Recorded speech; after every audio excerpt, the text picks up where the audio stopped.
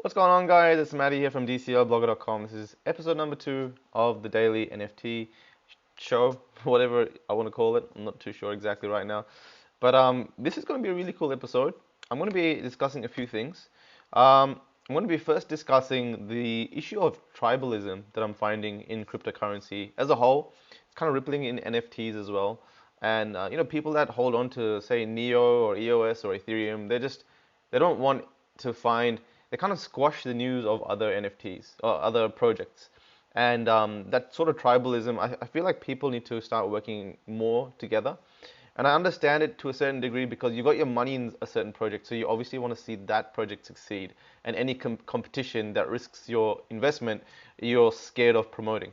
But I don't think we're realizing that if just one of us makes it, then we all kind of make it, right? Right now, what's needed is blockchain education, and whatever coin, whatever NFT project can do that at the moment, that can get people to download MetaMask and understand how it works, will actually bring in pool of people that will kind of ripple across other projects. It's not just one or the other, it's one, and from that, it's going to be pretty much everyone else. But I'm going to be discussing a bit of that.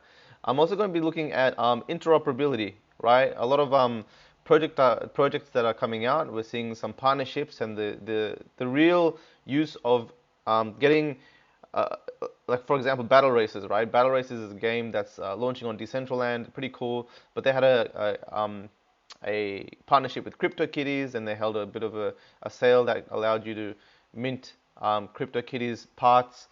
We had them do the same thing for Axie and Infinity. We had CryptoKitties partnership with Gods Unchained that got you to, allowed you to buy or make talismans. So these talismans that you can put um, on your deck when you're versing someone on battle on Gods Unchained. When you're versing someone in a card game, you can actually display your crypto kitty or your crypto kitty statue, based on which crypto kitty you have. But the fact is that you can actually own a token. You can own a crypto kitty token, and other games that pop up can actually bring value to that token. So you can take that token and take it to different games, and if that game has put some sort of value or characteristic or bought some sort of in-game characteristic for it, then you've got something more than just you've got ways to kind of multiply that value that you have from purchasing that NFT. We're going to take a look at that a bit later. I'm going to look at a couple of different, expanding our knowledge. And for a very long time, I think the first year of my blogging, I kind of just blogged about Decentraland, and it is still part of my core focus because, I see the volume going in that direction. I know there's big investors in that direction, so I want to explore and kind of make the most use of it, basically. But I've been opening my eyes to different projects, and there's about 4 or 5 different projects that I've opened in the card genre, the TCG genre. I'm going to go through a few of those. Also wanted to go through Nike, and this is an old kind of article, but Nike got a patent for tokenizing shoes on the Ethereum blockchain. So what that might mean and how that might kind of connect to interoperability and things like that, right? So a couple of things to discuss, but let's get into it. So tribalism in the crypto industry is kind of annoying because you go into different telegrams, right? You go into different telegrams, you join different Reddit groups, and how often have you heard the term, this is the best cryptocurrency in all of crypto, right? I've heard it so many times. Pretty much every coin that I've invested into the past, I join the telegram or the Reddit chats, and people are just so core tunnel focused into this cryptocurrency that they don't even bother looking outside, and they're like, oh, this is the best, like there's nothing better than that. Really, have you investigated the rest of the thousands of projects out there currently running, right? There's people that are interested in making their projects amazing. We have really good minds in this. Um, and I feel like that's rippling into NFTs, and I don't want that to happen. So this video is really an effort to kind of get people to expand their mind and look into other projects that are competing. We don't just have Decentraland, guys. We have Decentraland, we have Crypto Voxels, we have Somnium Space, we have the Sandbox. We've got multiple, we even have Axie Infinity playing with digital worlds or digital land. The concept of giving people or investors a share of their universe. And so you can somewhat share in the ownership and the development of the game because it's a platform, right? It's a platform play. So exploring that, um, I think expanding your minds, it's going to open up more opportunities. The only reason I got into Decentraland is because I decided to look at other projects because my portfolio was crashing, basically. And if I didn't make that decision to look at other projects, I would have never have found Decentraland. So you got to actually make the intention to kind of look at other projects. Um, so the reason why is because, like I said, if one of us makes, and I'm going to speak specifically for NFTs, NFT projects, I think we have many, many hurdles ahead of us. Onboarding new people, we've got so many issues. No one's going to download, like hardly anyone is going to download MetaMask, let alone convert their fiat to Bitcoin. I'm talking about someone completely new to crypto, converting their fiat to Bitcoin, which they already think is a scam coin, a scam anyway. A lot of people think Bitcoin is bullcrap, and they don't know how to. People still ask me, can you take your money out of Bitcoin when you have it? It's really weird because I've been surrounded by just crypto people, right? So to feel like just normal average people are still asking me that question, I feel like we still have a lot of education to do. But yeah, you got to download MetaMask.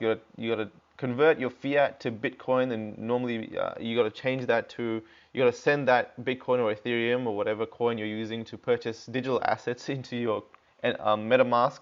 Then you got to connect. Then you got to learn about these projects. Then you got to invest. Then you have to look into it's not as easy. Then you have to learn about gas fees and all these transactional things that really need to go away, right? If we want new people outside of the crypto space to get involved, within a couple of hours, ideally you want someone to be able to log in with their credit card and have that item without needing to download an MetaMask or without needing to even get Bitcoin or Ethereum in the traditional way at the moment.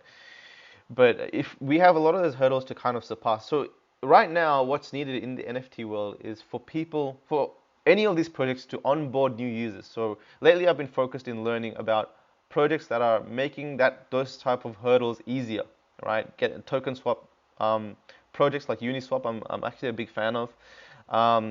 Other projects like, especially that's why in the NFT space where we have these games, I'm really trying to push the boundaries and getting people involved because everyone loves gaming, right? So it's a very easy thing to kind of put out there in the social sharing universe and people just jumping on it because it looks cool, as opposed to a blockchain, the technical terms like blockchain or cryptocurrency.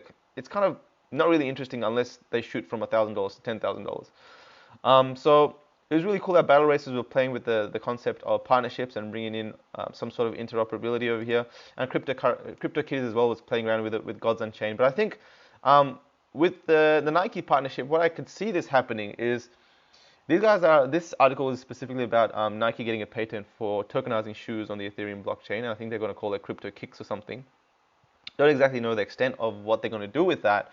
But I was just thinking about how these bigger brands can get involved and what can they actually do with it. So we are a small group of people, a relatively small group of people interested in digital 100% ownership of our items.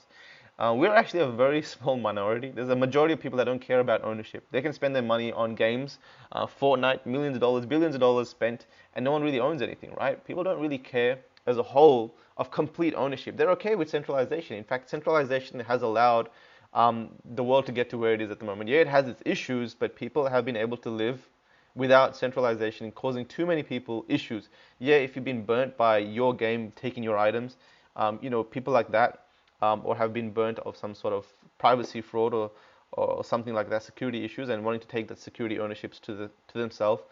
Those are the type of minds you find in cryptocurrency at the moment. So what I'm trying to say is, so for example, if Nike come in and they have some sort of an auction where you can purchase these NFTs that represent their crypto kicks. Another game like Decentraland or crypto, I always talk about Decentraland, but I want to push publicity to different projects as well. So Crypto Voxels is pretty cool. It's kind of like a Minecraft kind of game, but imagine it actually started really simple, guys. So Crypto Voxels actually started with a black and white canvas, and all you could do was just black and white boxes, right? But now they've increased quite a lot of capabilities. Right now it's looking more and more like Minecraft, and you can buy digital land similar to Decentraland. And you can kind of, a lot of people have art that they're showing off, little things that they can build, and it can kind of make some pretty complex things. But for the most part, imagine a world like, whether it be Crypto Voxels or Decentraland. I'm trying to find another. Oh, here we go. We got another person here on the map, bottom right. Let's see if we can meet him. You can also fly in this as well. Yeah, check that out. Do you know, Crypto Voxels was actually released before Decentraland. They had a world where you can kind of plug in a URL and jump into, way before Decentraland did. So it was pretty interesting because through this, I actually had more confidence in what Decentraland could do, or what digital land owning projects could do, platforms. Well, I don't know how to find this guy. But anyway, that's pretty cool. But imagine your avatars in here being able to. So, for example, if Crypto Voxels identifies your Nike shoes that you've purchased, and for people that have purchased, say, black, the early 100 set of Nike shoes, they say, all right, well, we're going to allow you to display them on your avatar. It's kind of easier to see on Decentraland because I can kind of zoom out onto my avatar. But imagine I can, wear shoes that say Nike on them, and I can kind of do that because um, that token is owned by someone, and if we as a game give value to that token and allow it to be displayed, not exactly sure 100% in the legalities of that, but I'm pretty sure you can do that.